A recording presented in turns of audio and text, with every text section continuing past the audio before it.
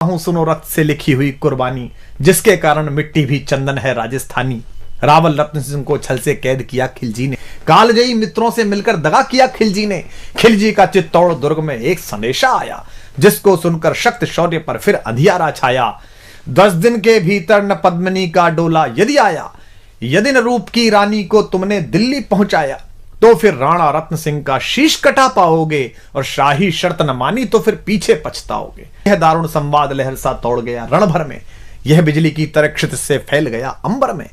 महारानी हिल गई, शक्ति का सिंहासन डोला था सतीत्व मजबूर जुल्म विजयी स्वर में बोला था। रुष्ट हुए बैठे थे सेनापति गोरा रणधीर, जिनसे रण में भय खाती थी खिलजी की शमशीर। अन्य अनेकों मेवाड़ी योद्धागढ़ छोड़ गए थे, रत्न सिंह की संधि नीति से नाता तोड़ गए थे, पर रानी ने प्रथम वीर गोरा को खोज निकाला। वन वन भटक रहा था मन में तिरस्कार की ज्वाला। गोरा को पद्मिनी ने खिलजी का पैगाम सुनाया, मगर वीरता का अपमानित ज्वार नहीं मिट पाया। बोला, मैं तो बहुत तुच्छ हूं, राजनीति क्या जानूं, निर्वासित हूं राजमुकुट की हट कैसे पहचानूं। बोली पद्मिनी, समय नहीं है वीर क्रोध करने का, अगर धरा की आन मिट गई घाव नहीं भरने का। दिल्ली गई पद्मिनी तो फिर पीछे पछताओगे, जीते जी रजपूती कुल को दाग लगा जाओगे।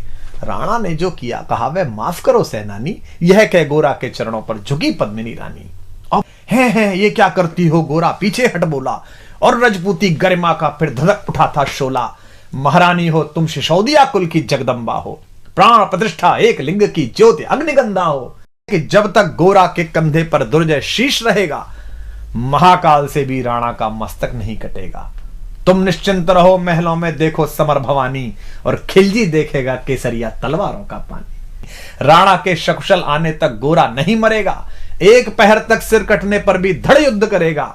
एक लिंग की शपथ, महाराणा वापस आएंगे, महाप्रलय के घोर प्रबंजन भी न रोक पाएंगे। शब्द शब्द मेवाड़ी सेनापति का था तूफानी, और शंकर के डमरू में जैसे जागी वीर भवानी, जिसके कारण मिट्टी भी चंदन है राजस्थानी। दोहराता हूं सुनो रक्त से लिखी हुई कुर्बानी।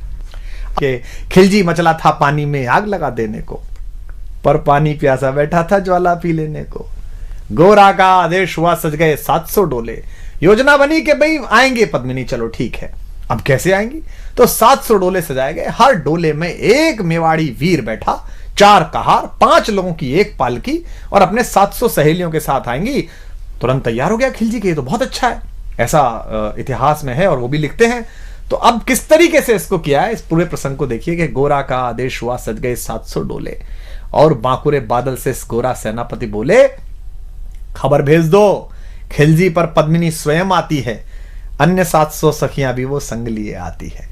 स्वयं पद्मिनी ने बादल का कुमकुम तिलक किया था, दिल पर पत्थर रखकर भीगी आंखों से विदा किया था। ये और 700 सैनिक जो यम से भी भिड़ सकते थे, हर सैनिक सेनापति था, लाखों से लड़ सकते थे।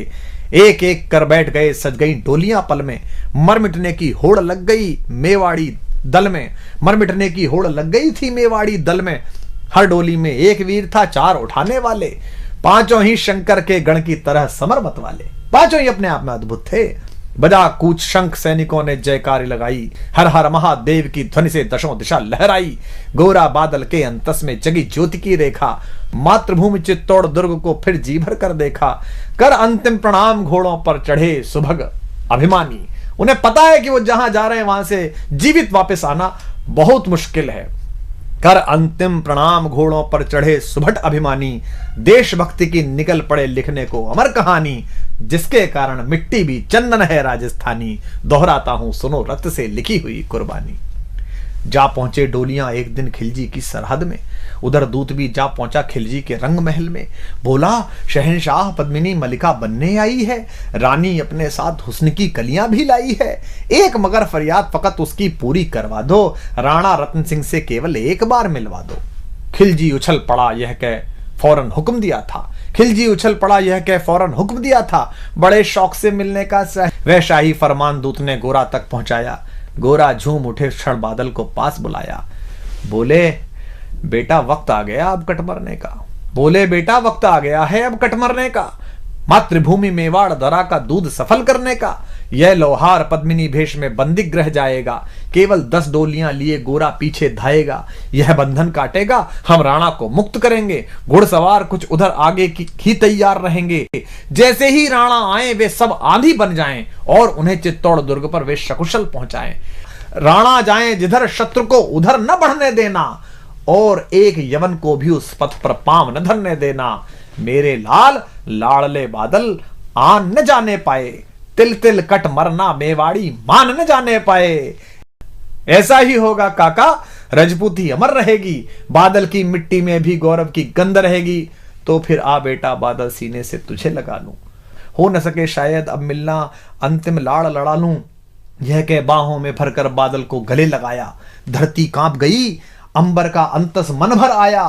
सावधान कह पुनः बढ़े पथ पर गोरा सेनानी। ऐसा ना हो जाए कमजोर हो जाए, इसने कहा सावधान कह पुनः बढ़े पथ पर गोरा सेनानी। पहुंच लिया झट से मुड़कर बूढ़ी आंखों का पानी, पहुंच लिया झट से मुड़कर बूढ़ी आंखों का पानी, जिसके कारण मिट्टी भी चंदन है राजस्थानी। दोहराता हूं सुनो रक्त से लिखी हुई कुर्बानी।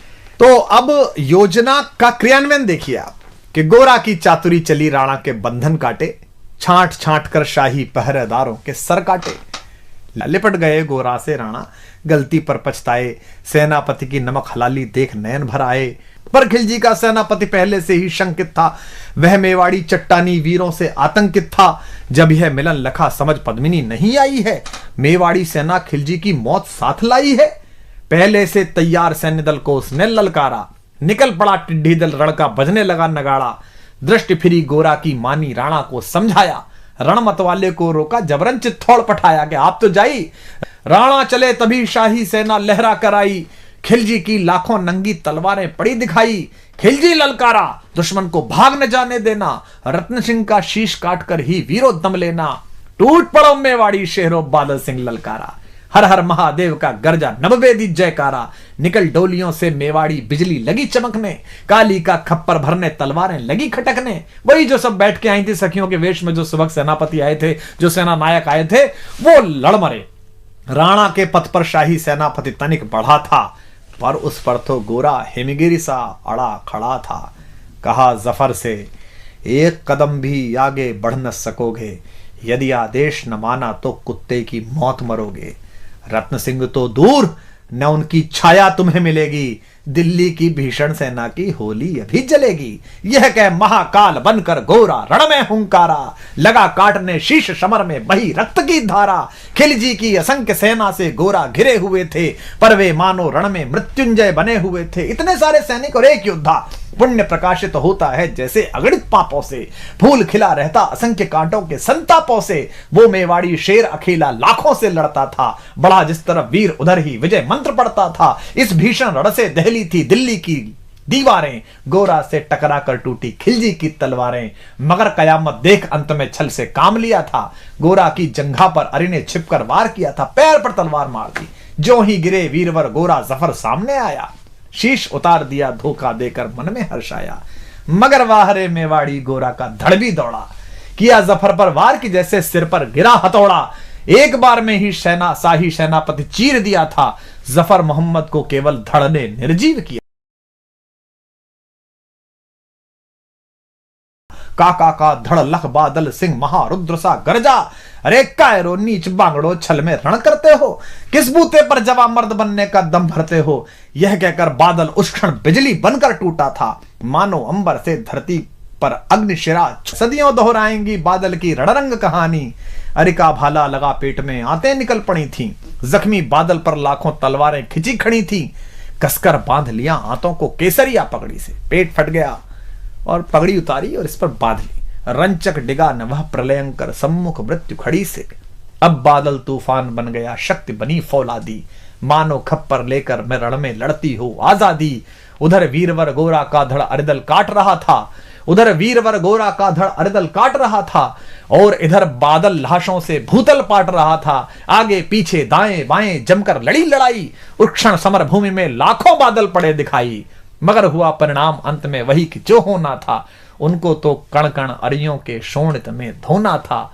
मेवाड़ी सीमा में राणा सकुशल पहुंच गए थे। गोरा बादल तिल तिल कटकर रण में खेत रहे थे। एक एक कर मिटे सभी मेवाड़ी वीर सिपाही। गोरा बादल के शव पर भारत माता रोई थी। उसने अपनी 2 ज्वलंत प्यारी मणियां खोई थी।